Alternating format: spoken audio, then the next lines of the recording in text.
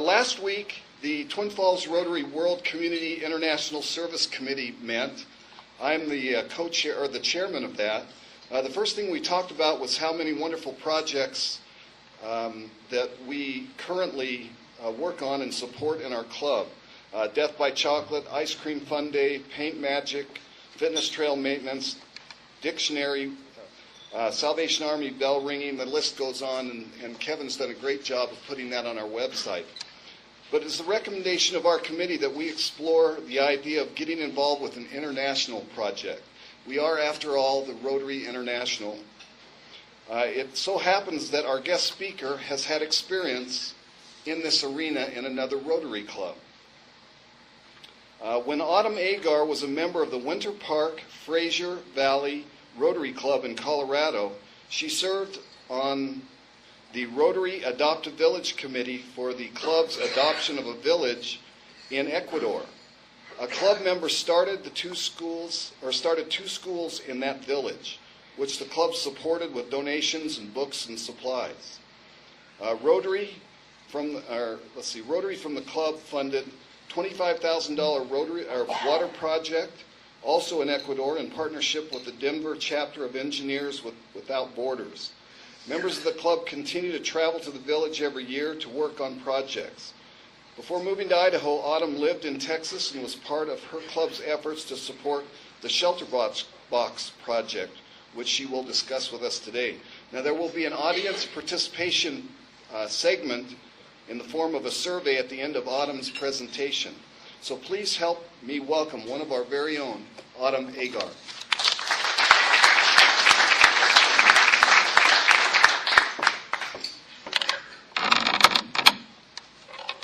All right, so I guess I have 20 minutes to present 5 projects, which is about, 3 minutes apiece? Everybody should have a ballot. Do you have one on your table? Did ballots end up back there? Okay.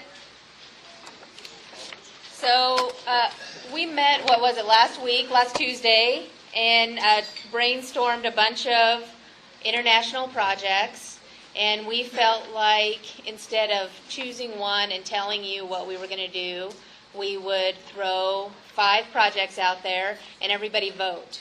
You'll also notice at the bottom of the ballot is a none of the above. If you feel strongly, as I know some people do, that we should be spending our money and our efforts locally, that's a valid opinion, so we wanted to make sure there was room for that. There's also space if you want to donate or volunteer to put your name and phone number down. All right. So since I moved to Twin Falls, I've heard the saying, a hand up, not a hand out, a lot. I hear it at fundraisers, at events. I've heard it said in this meeting, and I firmly believe that I believe in that idea, and I believe that these 5 projects are not handouts. The first one is microcredit. I don't know if anyone's had any experience with microcredit. Anybody? It's something I'm passionate about. There are banks and organizations all over the world giving microloans as small as $100, as large as $1,000 to entrepreneurs, mostly women.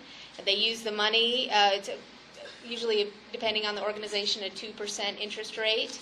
And from what I've heard, they have a pretty good record of paying that back. Anyway, in 2011, the Rotary Foundation partnered with Oiko Credit, which is a microcredit organization out of the Netherlands. And that's important because there are a lot of microcredit for-profit companies, and they're, you want to be careful who you get involved with. So we could give $250, $500, $1,000, and choose a part of the world where we want to support an entrepreneur, and they pay it back. We can follow, it's my understanding through Oiko Credit, we can follow their progress. The exciting part for me, besides just helping someone start a business and get out of poverty on their own, is that we can get that money back and then we can loan it again. Okay, 3 minutes, that's microcredit. After I'm done, you can ask me questions. 7 minutes? Okay, maybe I'm a little passionate about that. Okay, here's another one. I guess I have maybe 2 minutes to talk about this.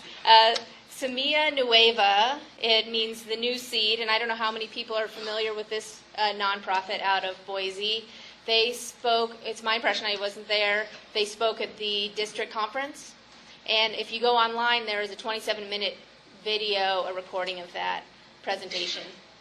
Semilla Nueva, it was started by a group of college students out of Boise. I think they're probably 27.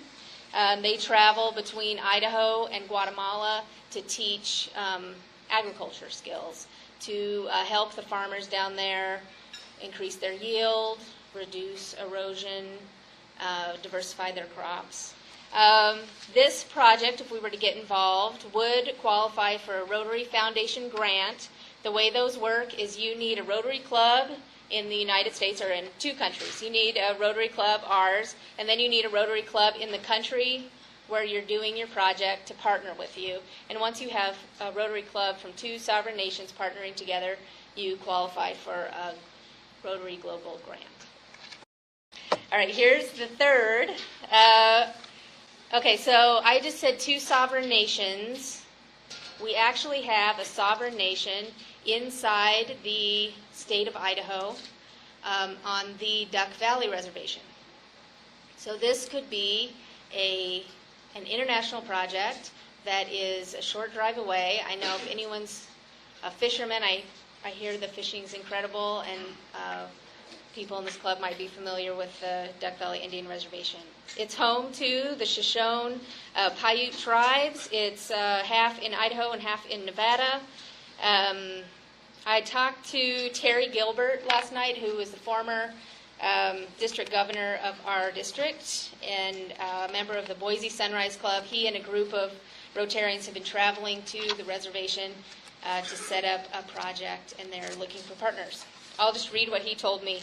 He said, "The motivation for this project came from a small group of us. We have slowly established a relationship with the tribal chair and council members. We keep visiting, calling ahead each time, and we have learned about the reservation. It is very isolated and has great needs. Their immediate hope is to build a Boys and Girls Club. The youngsters don't have a lot of outlets, but the Boys and Girls Club complex would also be used to address needs of the elderly as a senior center." Okay, number 4 is this would be simply a financial donation. I talked about it a little bit before, I think, when I was first inducted into this club. So this past winter, I was traveling in Ethiopia.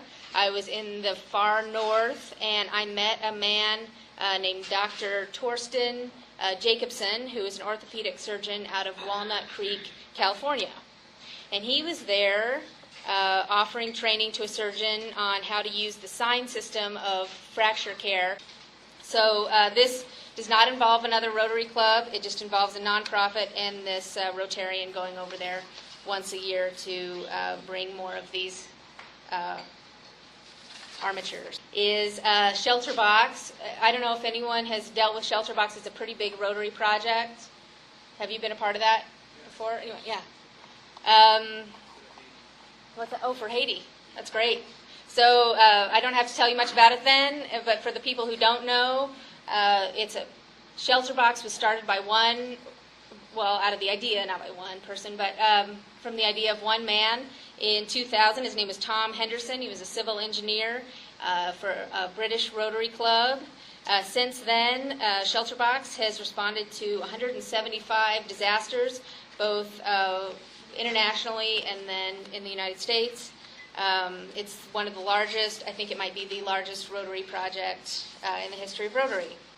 And those are not mine, are 5 projects. I did want to say one more thing.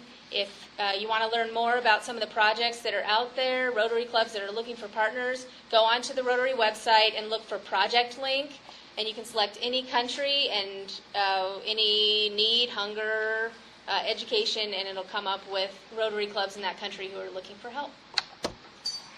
So these ballots, you can vote for one or preferably rank them 1 to 5.